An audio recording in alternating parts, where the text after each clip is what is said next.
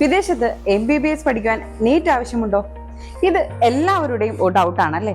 എന്നാൽ ഇന്ന് നമുക്ക് ആ ഡൗട്ട് ഒന്ന് ക്ലിയർ ചെയ്താലോ. എബ്രോഡ് MBBS പഠിച്ചാലും ഇന്ത്യയിൽ ഡോക്ടറായി പ്രാക്ടീസ് ചെയ്യണമെങ്കിൽ നീറ്റ് ക്വാളിഫൈഡ് ആയിരിക്കണം. NMC ഗൈഡ് ലൈൻസ് ഫോളോ ചെയ്യുന്ന യൂണിവേഴ്സിറ്റിയാണ് നിങ്ങൾ ചൂസ് ചെയ്യുന്നതെങ്കിൽ നീറ്റ് ക്വാളിഫൈഡ് ആയി പോകുന്നതായിരിക്കും ഏറ്റവും സേഫ്.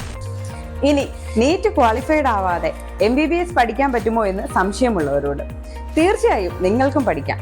പക്ഷേ നിങ്ങളുടെ കോഴ്സ് കംപ്ലീഷന് ശേഷം ഇന്ത്യയിൽ വന്ന് ഡോക്ടറായി പ്രാക്ടീസ് ചെയ്യാമെന്ന് വിചാരിച്ചാൽ അത് തികച്ചും തെറ്റാണ്.